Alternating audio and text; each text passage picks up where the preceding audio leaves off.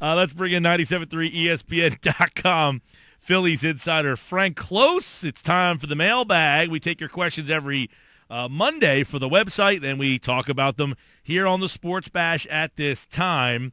And you can get your Phillies questions into Frank at Frank Klose, Klose with a K, 973. And Frank, we open up the show today. I want to get your reaction. I know you were at the game last night, and I want to get your take on the way the fans reacted to Howard coming up in just poetic fashion there with a chance to win the game. Yeah, I was happy to see that.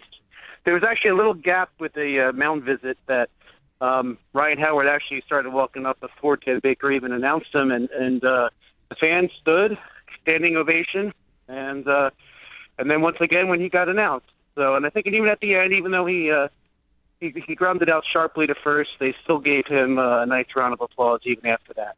Yeah, and it's something that it was really a unique situation where he comes up in a game that for 8 innings was basically a bore, and he comes up with a chance to win the game, and they gave him the standing ovation, which was nice. But they're going to play him tonight. That was already predetermined. So I guess it was good for him to get into a game and kind of get that reception, and you wonder if he'll get a similar reception tonight when he gets the start because, quite frankly, Tommy Joseph, he hit the bomb last night, and he's been swinging a hot bat. He had 2 hits last night. Yeah, 2 for 4, even after I pointed out that he was 7 for 16 since Pete said that he was going to play him just briefly. So, I mean, for Howard it's a shame, though, in a certain sense, that Howard had to come up with the game on the line, 2 outs at the bottom of the ninth. And he didn't get a more more cushy time to get it at that. But I think the fans really did show him some respect there, and I think that they really were making a statement that they really do have Howard's back. All right, let's jump into the mailbag here with Frank, and these are the questions submitted by you, the listeners, and the readers out there. And first question comes from Eric. He wants to know, what if Carlos Ruiz gets traded before the deadline? Who would be the guy who gets the call-up to replace him? Is it Andrew Knapp, who's at Lehigh, or the bigger name, I guess, is Jorge Alfaro at AAA Reading? Yeah, both of them are pretty good names. Both of them are at AA and AAA. You know, they're probably both AAA players. You can't play them both every day, and they're at the same level. So Knapp is ahead of him at AAA. Alfaro at AA, just for logistics, but. My answer to Eric is I think neither. I think that they're going to wait, just like every other prospect. They're going to wait until they absolutely feel that the prospect is ready to come up. So if, for example, they traded, and I just gave one example in the mailbag of the Pittsburgh Pirates. All right, so the Pirates has somebody, Chris Stewart, kind of serving as their second catcher to Francisco Cervelli. So if the Pirates, for example, as a contending team, decide, hey, we can make ourselves a little bit better by adding a veteran catcher like Carlos Ruiz to work with Cervelli, then he would be displacing somebody. So Chris Stewart, if he's the odd man out, what you might see happen is somebody like Stewart come back to the Phillies in such a deal, kind of separate from the prospects that the Phillies might get for him. Or and let's face it, there's not going to be that many prospects coming back, but what I think the Phillies would do in a situation like that, unless they overwhelmingly feel that either Alfaro or Knapp are ready for the major leagues, they'll just grab another catcher somewhere else to back up Cameron Rupp. And let's face it, Rupp's been fine as a starter. So really they would just need a backup catcher. And as we saw last year, like they grabbed Derek Kratz at the end of July. There are people around that they can just grab to fill space on a major league roster that really don't cost you much of anything. So I think that's what they would do, rather than rush one of the minor league prospects.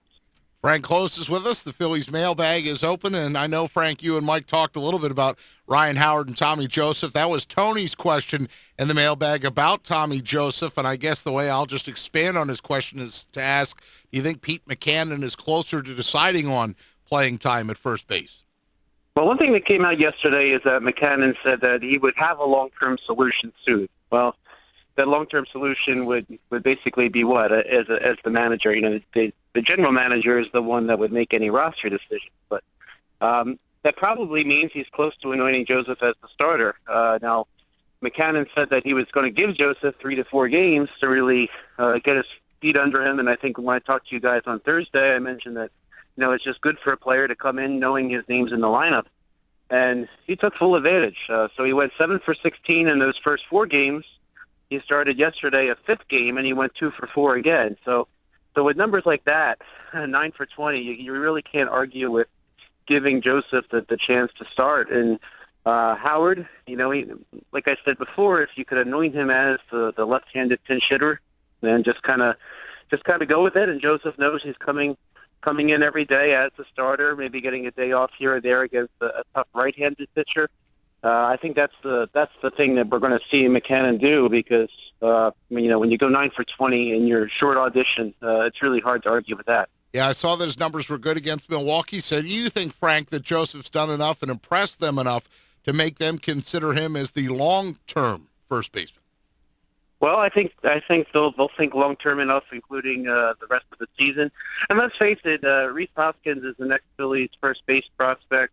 He's only down at Double-A Reading, so next year is probably, if he shows enough this year, he'll get next year too. So it could be that Joseph goes into 2017 as the starting first baseman, unless anything goes wrong, and the Phillies sort of see where it takes them. And luckily for them, they really don't have to rush to make a decision on him, because the next closest first base prospect is all the way at Double-A. So next year you could see Joseph the starter, Rhys Hoskins at Triple-A perhaps, and then you just kind of see what happens from there. Because, prospects are prospects. Some of them work out, some of them don't work out. I used to point to Tommy Joseph and say, hey, look, here's proof that prospects don't work out. Well, every once in a while they surprise you, even after you've written them off. So, but we'll see. Yeah, Frank Klose is with us with the Phillies mailbag, and Jimmy Paredes comes over here. He's been hitting a little bit, supplied a little power. You saw his defense hurt them a little bit last night, so I guess that's a little bit of the trade-off. When you're trying to add more offense, you go a little bit against what you got you here, and that's defensively. But Adam wants to know, is he the real deal? Is this a guy that should be playing every day? No, that's my short answer, and I don't think the Phillies intend for him to be that. One reason that the Phillies picked up Paredes is that if you have Tommy Joseph and you have Ryan Howard both on the team, essentially you've got 2 players that are only good at one position, taking up 2 roster spots. And really, first base, I mean, it's not as simple as a lot of people like to make it out, that you just throw anybody at first base and they can play it. But generally, the first baseman probably has the least amount of defensive tools at any position. So if you're going to take up 2 spots on your roster with first baseman, then you better have somebody who's pretty versatile, and Paredes does that. As you've seen, they've given him a couple starts in right field. He's also played in left field, second base, and third base in his career. So he kind of fills the what they were kind of doing with Manny Burris early on. He can play infield and he can play outfield, which kind of helps relieve the burden of 2 first basemen. So I think they're looking for him to that. One thing that's nice about him is that he is a switch hitter. So what we saw, in fact, I didn't even suggest the idea yesterday in the mailbag, but what they did with him last night was they used him so that they could have an all right-handed outfield against the tough lefty John Lester. And conversely, they could use him with Cody Ashe and Odubel Herrera to have an all left-handed outfield if they want to against a tough righty. So that's probably how you're going to see him used.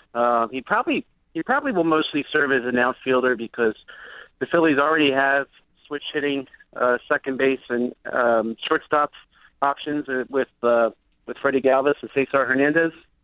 And beyond that, Andres Blanco is also a switch hitter. So the infield, they're pretty good in terms of if they're looking to go lefty-righty. And I think, at first base, they certainly have a left-hander in Howard and a right-hander in Joseph. So probably where you're going to see Paredes is as a backup outfielder / pinch hitter / we're going to put him in when we really, really want to stack the righties or stack the lefties. So he's not really a big prospect. One of his faults, I guess, is striking out a lot. In fact, his first 4 at-bats as a Philly, he struck out, if you didn't notice. So he does provide some power, though. He hit 10 home runs for the Orioles last year. So I think it's nice to have somebody who can sometimes hit a home run. I mean, right now the Phillies are kind of barren in that department. I mean, aside from what Joseph and Franco have given them, and Freddie Galvis even creeping up the home run leaderboard on the team. So Paredes will be a nice piece to have as an extra piece, but I wouldn't get too carried away in terms of thinking of him as some sort of long-term solution in any regard. All right, Frank, with the draft on Thursday, I know yesterday Jim Salisbury reported that they had a Kyle Lewis in for a workout. He's the Mercer outfielder. A.J. Puck's name's been mentioned a lot. Groom, we think, is out of the mix here. Any indication from the Phillies on if they're leaning, maybe not player, but position player over pitcher? Well, there was a report yesterday that the Phillies are leaning towards a hitter, and I think that's just simply because, when the Phillies were awarded the first pick last year, it's very easy to start salivating over those that appeared to be the top options in the draft for the next year. But one thing it's easy to forget is they still have to play their season up before the draft, and so far, if you look at how Puck has pitched in Florida, he was a little up and down. He wasn't a dominant force that you just look at and say, well, yes, you have to take this guy. Chances are he's going to be a high draft pick no matter what, but does he have to be the first overall? I think there's some doubt in people's minds. Certainly Groom, we saw him get suspended for the first half of his season at Barnegat, and then he was sometimes a little up and down. So it's kind of funny because you almost wish you had the second pick overall, because then at least if somebody gets drafted better than you could say, oh, well, we would have taken him, but. Well, it seems like the consensus is this was not the year to get the number one overall pick. There's not that clear-cut guy like a Bryce Harper or a Strasburg, like there was the last couple of years. Frank Klose has more in the Phillies mailbag. Go to 973ESPN.com. You can also check out Frank at Philadelphia.com, part of SportsTalkPhilly.com. He joins us every Tuesday with the Phillies mailbag. Thanks, Frank. Thanks, guys.